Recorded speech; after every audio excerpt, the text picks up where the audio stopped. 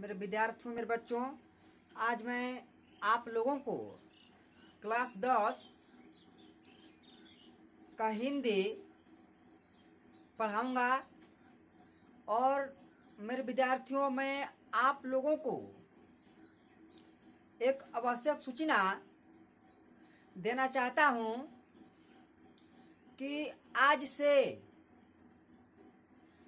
सिर्फ आज हम लोग का जो लास्ट जो आज हिंदी का दिन है, आज हम लोग का लास्ट जो हिंदी का जो दिन होगा, आज सिर्फ आज, ओनली फॉर आज हम लोग हिंदी पढ़ेंगे। और आज के बाद हम लोग हिंदी अब नहीं पढ़ेंगे, क्योंकि हिंदी का जो विषय है सिलेबस से वह मैं आप लोगों को बहुत अधिक बता दिया हूँ, पढ़ा दिया हूँ।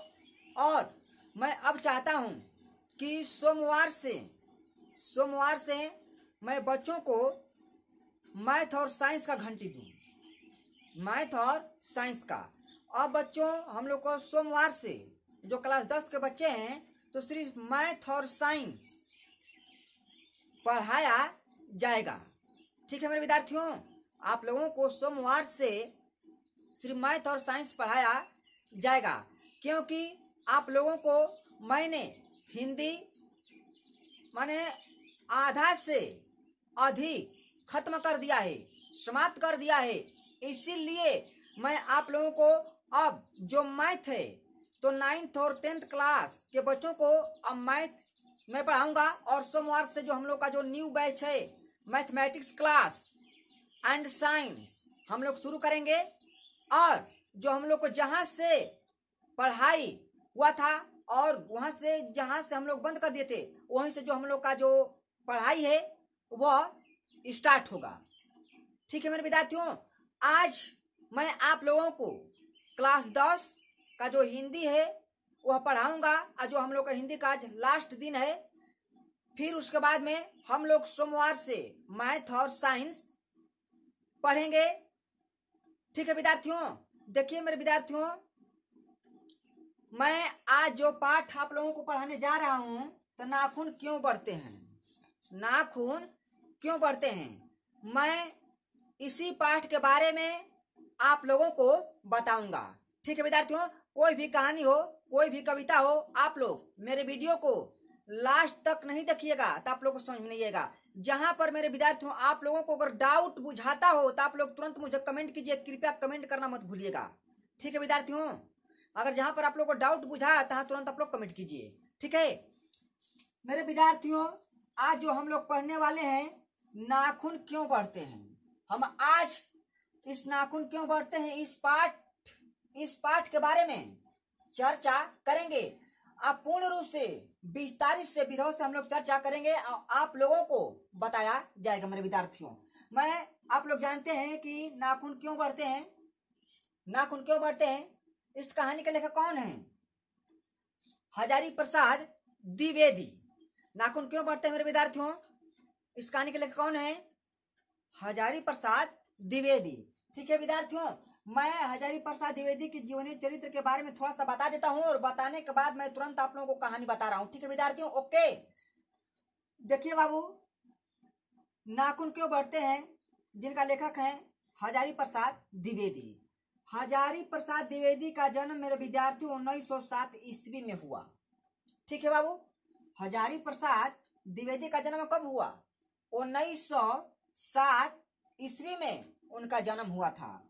और हजारी प्रसाद द्विवेदी का निधन कब हुआ था मेरे विद्यार्थियों, आप लोगों को एग्जाम में पूछ देता है। और जो मैं पाठ पढ़ाने जा रहा हूँ बहुत इंपोर्टेंट पाठ आप लोगों को बता रहा हूँ, क्योंकि इसमें आप लोगों को क्वेश्चन हमेशा बिहार में पूछता है। मैं आप लोगों को बताऊंगा कौन क्वेश्चन कब पूछा था। ठीक है विद्यार्थियों, निधन कब हुआ था, किसका निधन कब हुआ था, तो हजारी प्रसाद द्विवेदी का। हजारी प्रसाद द्विवेदी का निधन मेरे विद्यार्थियों 1979 में क्या हुआ था, उनका निधन हुआ था। किसका निधन हुआ था मेरे विद्यार्थियों, तो हजारी प्रसाद द्विवेदी का।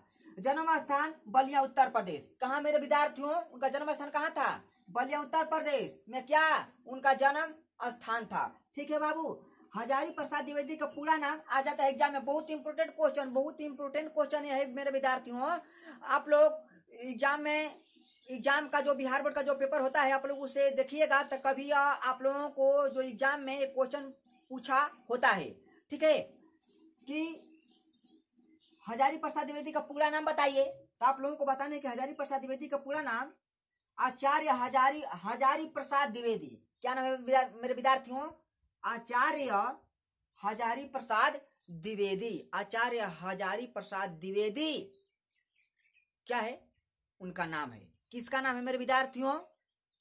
तो द्विवेदी जी का नाम है। मैं आप लोगों को कहानी बता रहा हूं मेरे विद्यार्थियों, आप लोग इस कहानी को सुनिए।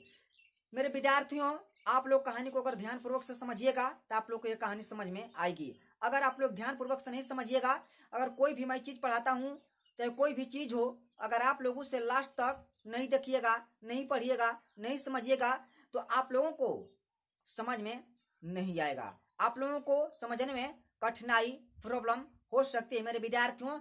इसीलिए बाबू, आप लोग कोई भी मैं वीडियो आप लोगों को बनाकर भेजता हूं, तो आप लोग कृपया जितना मैं मेहनत करता हूं उतना आप लोग घर पर मेहनत कीजिए, ठीक है बाबू। इसलिए मैं आप लोगों के लिए दिन भर मेहनत करता हूं कि ताकि बच्चे की जो पढ़ाई है वो शुरू रहे, ठीक है मेरे बाबू। नाखून क्यों बढ़ते हैं मेरे विद्यार्थियों? नाखून क्यों बढ़ते हैं आप लोग खुद जानते हैं कि नाखून क्यों बढ़ते हैं। मैं आप लोगों को बता रहा हूं। क्या हुआ मेरे विद्यार्थियों, मैं आप लोगों को सरल सिंपल भाषा में बताऊंगा, ठीक है मेरे विद्यार्थियों। क्या हुआ मेरे विद्यार्थियों कि एक दिन हजारी प्रसाद द्विवेदी जी, एक दिन क्या हुआ मेरे विद्यार्थियों कि हजारी प्रसाद द्विवेदी जी की एक छोटी सी लड़की थी, ठीक है मेरे विद्यार्थियों। क्या? हजारी प्रसाद द्विवेदी जी की एक छोटी सी लड़की थी। उन्होंने, उस छोटी सी लड़की ने, एक दिन क्या हुआ मेरे विद्यार्थियों कि अपने पिता से प्रश्न करती है, प्रश्न पूछती है कि पिताजी हमको यह बताइए कि नाखून क्यों बढ़ते हैं, ठीक है मेरे विद्यार्थियों। जो हजारी प्रसाद द्विवेदी जी थे, तो हजारी प्रसाद द्विवेदी जी की एक छोटी सी लड़की थी, और वह लड़की एक दिन उनसे एक प्रश्न पूछती है। वह कौन सा प्रश्न पूछती है मेरे विद्यार्थियों? एक छोटी सी लड़की है, बाकी देखिए उसके दिमाग में कितना सुंदर क्वेश्चन आ जाता है, और उस क्वेश्चन को वह अपने पिता से पूछती है कि पिताजी हमको यह बताइए कि नाखून क्यों बढ़ते हैं, नाखून क्यों बढ़ते हैं। तो भाई हजारी प्रसाद द्विवेदी जी आश्चर्यचकित हो गए, अचंभा टाइप को हो गए कि अरे भाई, तो सोचने वाली बात है, ये तो सोचने वाली बात है कि एक छोटी सी लड़की के दिमाग में यह प्रश्न कहां से आया कि हमसे पूछ दी कि बताइए कि नाखून क्यों बढ़ते हैं, नाखून क्यों बढ़ते हैं।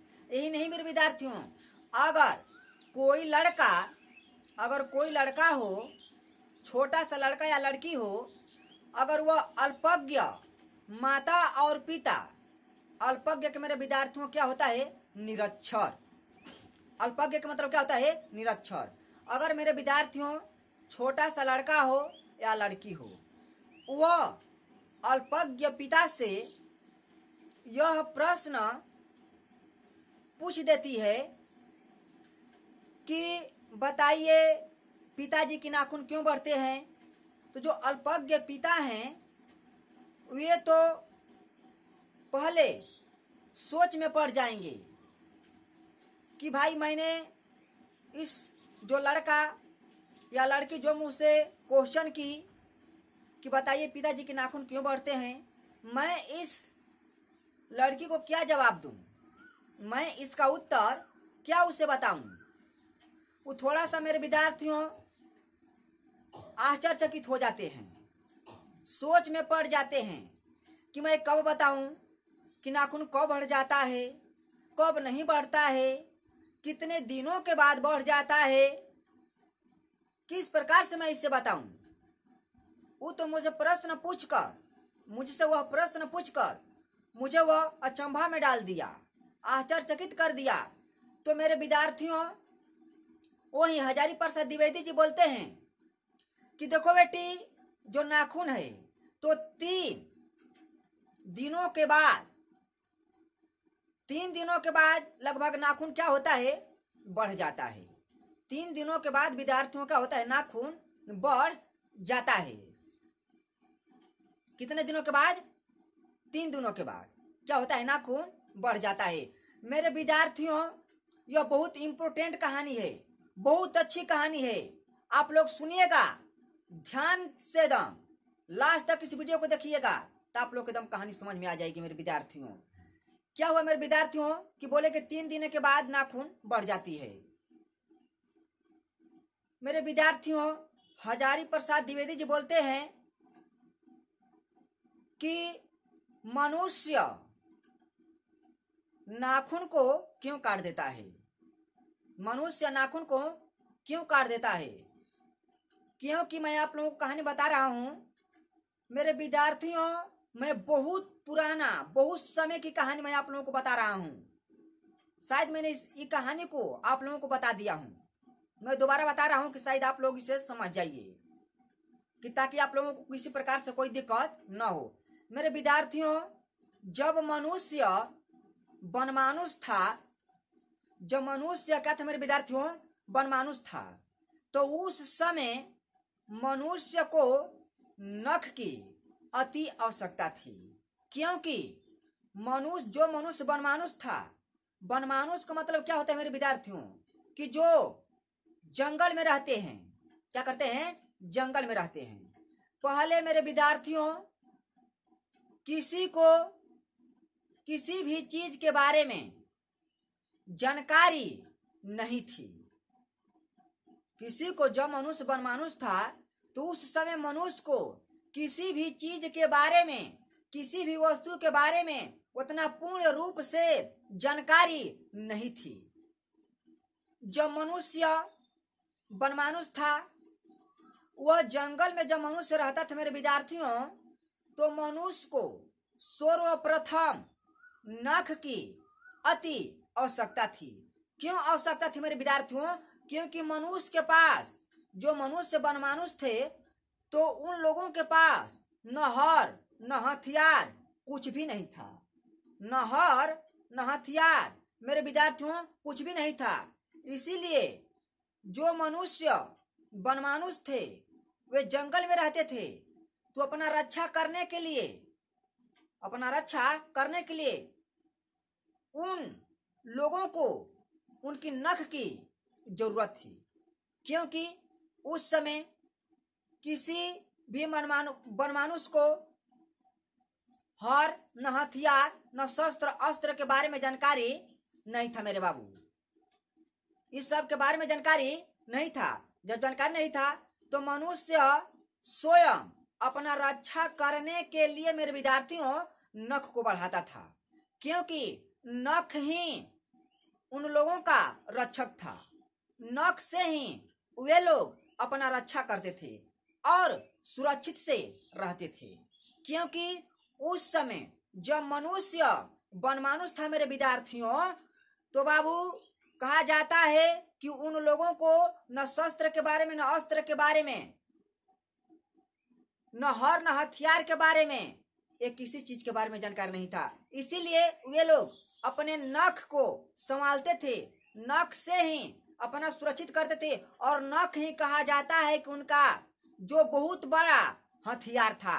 और इसी हथियार को वे लोग अपने जिंदगी में, अपने जीवन में इसका उपयोग करते थे मेरे विद्यार्थियों। कौन करते थे? वनमानुष।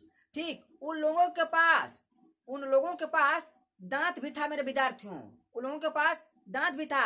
बाकी नहीं, प्रथम स्थान पर जो आता था वह नख आता था।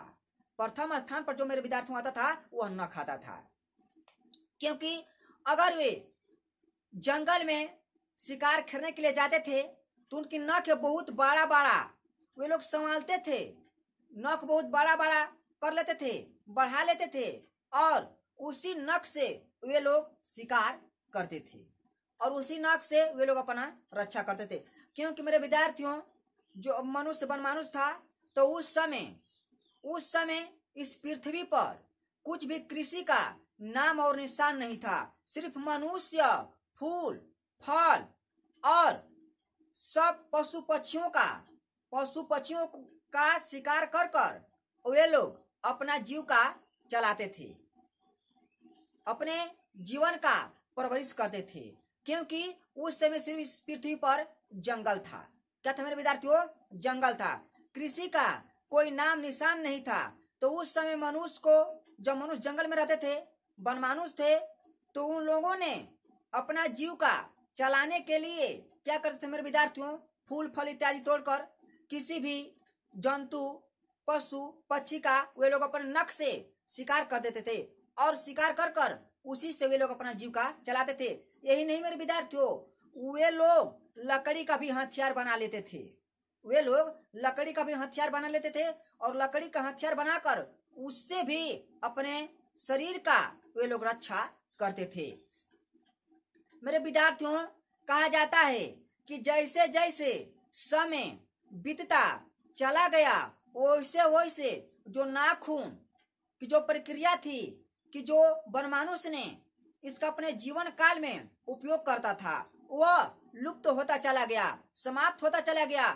आज के इस जमाने में मेरे विद्यार्थियों नख का कोई अति आवश्यकता नहीं है। मेरे विद्यार्थियों, जब कहा जाता है कि जब प्रभु श्री रामचंद्र जी अपने बांदरी सेना को लेकर वे लंका पर चढ़ाई कर रहे थे तो उनके सेना में पत्थर का हथियार था और नख का भी हथियार था और सब हड्डी का हथियार वे लोग लेकर युद्ध किए थे। और सबसे मजबूत जो अर्ध शस्त्र होता था मेरे विद्यार्थियों तो हड्डी का हथियार सबसे मजबूत होता था और पत्थर का हथियार सब बनाया जाता था। कि जब रामचंद्र जी की जो वानरी सेना थी तो उनके वानरी सेना में ये सब हथियार देखने के लिए मिला। हड्डी का हथियार मिला, पत्थरों का हथियार मिला और नख वाले भी उसमें सब सेना थे। मेरे विद्यार्थियों, आज के इस जमाना में कहा जाता है मेरे विद्यार्थियों कि अगर एक बच्चा हो, अगर वह नख को बढ़ा लेता है तो मेरे विद्यार्थियों घर के जो माता पिता उस बच्चे को डांटने लगेंगे, बोलने लगेंगे। क्यों? कि वे लोग अपने मन में यह सोचेंगे कि जो बच्चा इतना बड़ा बड़ा नख बढ़ा रहा है इससे बहुत ज्यादा क्षति भी हो सकती है, नुकसान भी पहुंच सकता है। इसीलिए मेरे विद्यार्थियों जो उनके माता पिता होते हैं वे डांटने लगते हैं, बोलने लगते हैं तुम इतना बड़ा बड़ा नख मत बढ़ाओ, इस नख को तुम काट दो।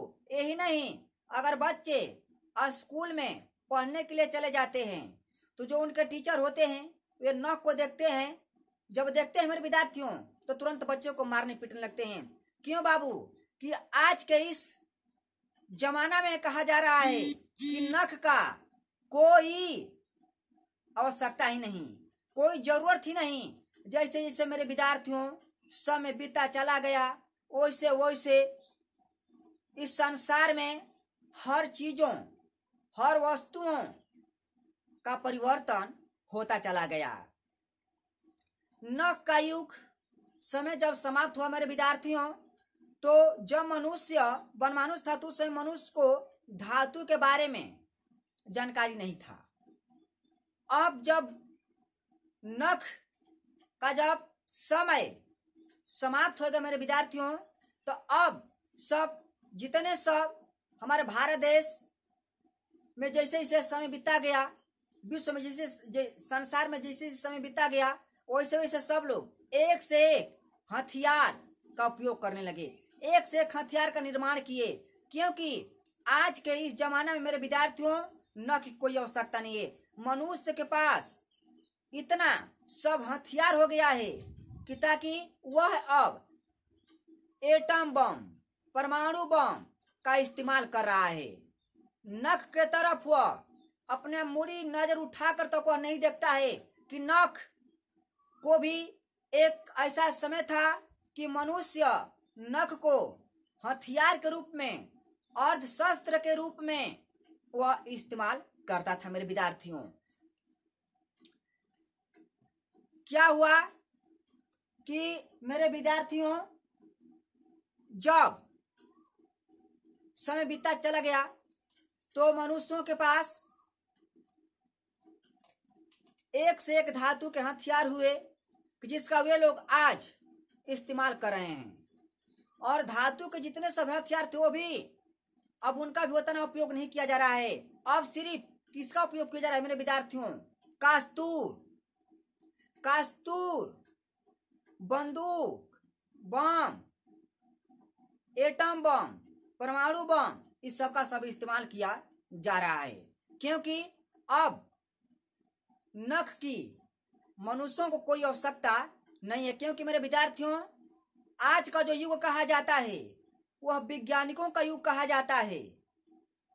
आज का युग जो कहा जाता है वर्तमान का युग मेरे विद्यार्थियों तो वैज्ञानिकों का युग कहा जाता है। क्योंकि एक से एक ऐसा युग समय आ गया कि मनुष्य अपना जो शारीरिक श्रम जो करना खुद वह बंद कर दिया और वह इतना सुविधा उपलब्ध उसके पास है कि ताकि उस मनुष्य को उतना परिश्रम करने की आवश्यकता ही नहीं है, वो अपना काम कर लेता है। मेरे विद्यार्थियों क्या हुआ मेरे विद्यार्थियों कि जब असुर, दानव, ये सब गंधर्व इत्यादि देवताओं के पास भी सब पहले कौन सी का हथियार था मेरे विद्यार्थियों? उस समय का कोई धातु का हथियार था? धातु का हथियार नहीं था। जो राक्षस थे, गंधर्व थे, असुर थे, देवता थे, तीनों के पास कौन सी का हथियार था? किस चीज का हथियार था मेरे विद्यार्थियों? उस समय क्या होता था कि जो देवता थे तो एक आप लोग मुनि का नाम सुने होंगे, तधीची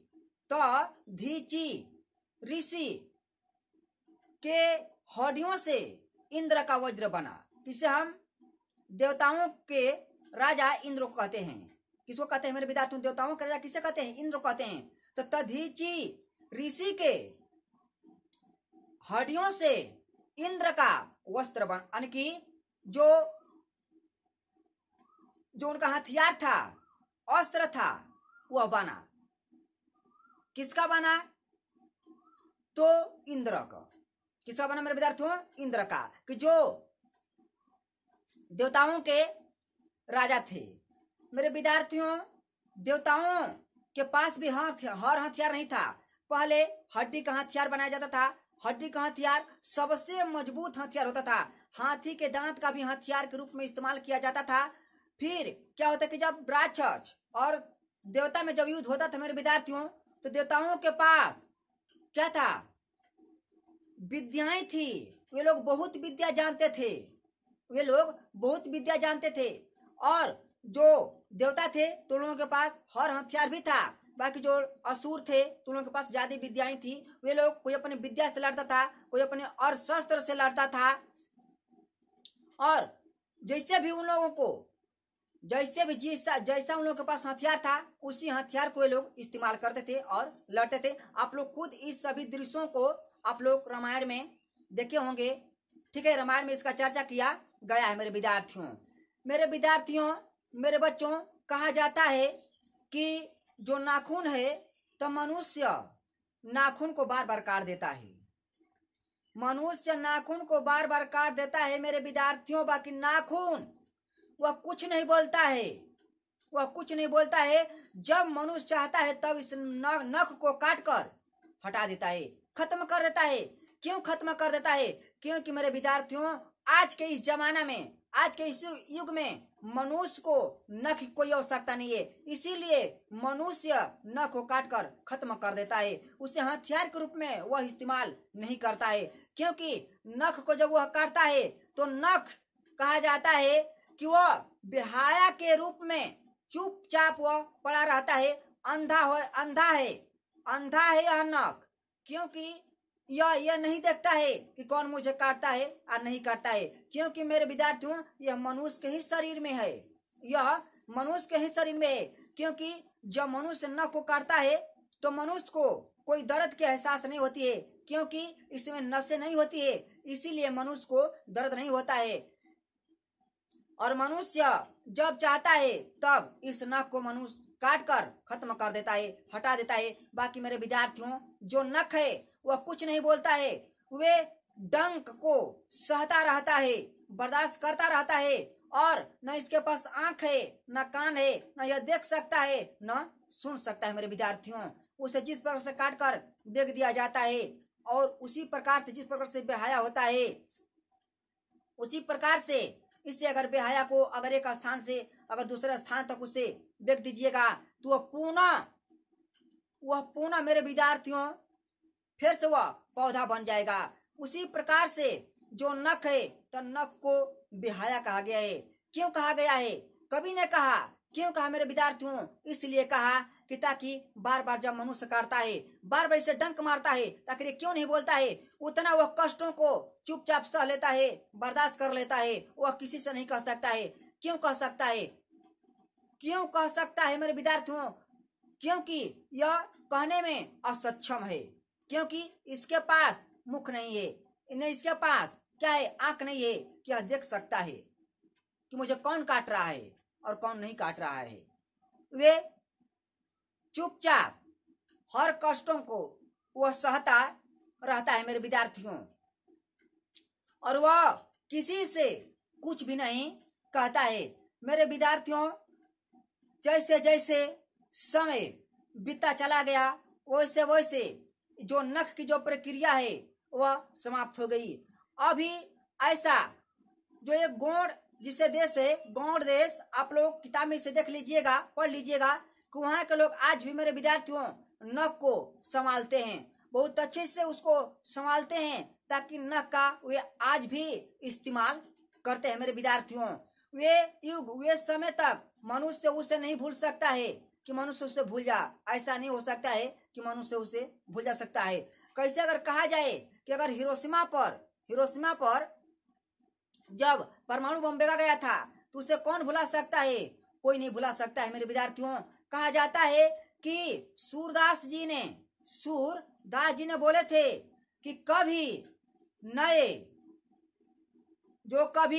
नए पुरान नहीं होते, कभी नए, उन्होंने बोले कि कभी नए पुरान नहीं होते और वे कभी नए खराब नहीं होते। इस माने क्यों बोले मेरे विद्यार्थियों? इसलिए वे बोले कि अगर जो नख है तो वे नख पर बोले कि अगर कुछ भी कहा जाए तो नख का जो समय युग बीत गया, जिस एक ऐसा समय था कि मनुष्य नख को माने हर हथियार के रूप में इस्तेमाल करता था,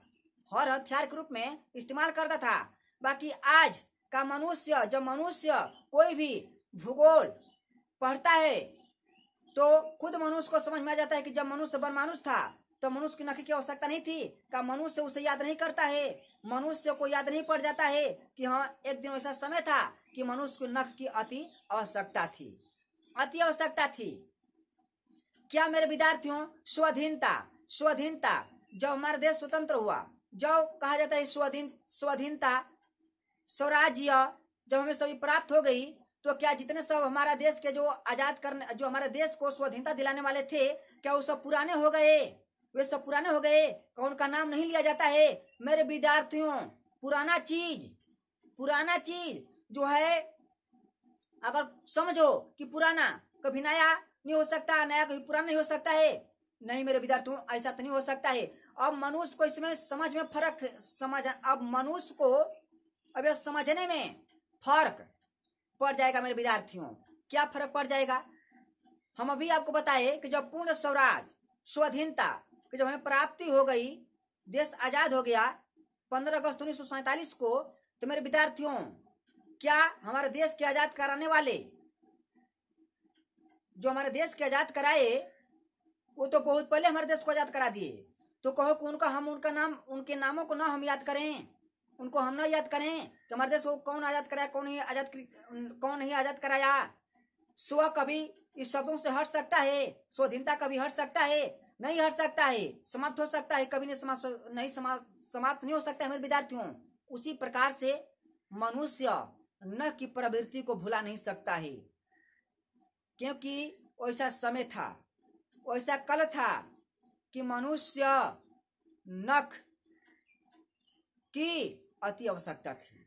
कि अगर मनुष्य के पास अगर नख नहीं होता, कि मनुष्य जब वनमानुष थे मेरे विद्यार्थियों, तो उस समय मनुष्य अपने शरीर का सुरक्षा पूर्ण रूप से वो नहीं कर सकता था, क्योंकि मनुष्य को नख की अति आवश्यकता थी। इसीलिए मनुष्य ने नख को अर्धशस्त्र के रूप में इस्तेमाल किया और उसी से अपने शरीर का रक्षा करते थे। उस समय मनुष्य को धात्वी ज्ञान के बारे में उन लोगों को थोड़ा सा भी जानकारी नहीं था, वे लोग नहीं जानते थे। सिर्फ इस संसार में जीना जानते थे, सिर्फ जीना जानते थे। इस संसार से उन्हें मतलब नहीं था, उस संसार के बारे में जानते ही नहीं थे, क्योंकि उन लोगों के पास उतना ज्ञान नहीं था, उतना बुद्धि नहीं था। जिसे इससे हमारा समय बीतता गया मेरे विद्यार्थियों, वैसे वैसे हर चीज का विकास होता गया और विकास होता गया, नख खत्म हो गया। उसके बाद जितने सब धातु के हथियार थे वो भी सब खत्म हो गए, पत्थर के हथियार खत्म हो गए, सब हड्डी का हथियार खत्म हो गए। अब कौची का जमाना आ गया मेरे विद्यार्थियों, तो एटम बम, परमाणु बम, इस सब कारतूस का सब जमाना आ गया, सब इसका जमाना आ गया। और वे सब कौची नख की जमाना खत्म हो गया मेरे विद्यार्थियों। और मेरे विद्यार्थियों, मैं आप लोगों को नाखून क्यों बढ़ते हैं, मैं इसके बारे में आप लोगों को बता दिया। अगर मेरे विद्यार्थियों आप लोगों को अगर वीडियो समझ में आया हो तो आप लोग मुझे लाइक कीजिए, कमेंट कीजिए और मेरे चैनल को सब्सक्राइब कीजिए। और जहां पर आप लोगों को मेरे विद्यार्थियों को नहीं समझ में आया हो तो आप लोग कृपया मुझे कमेंट करना ना भूलिएगा।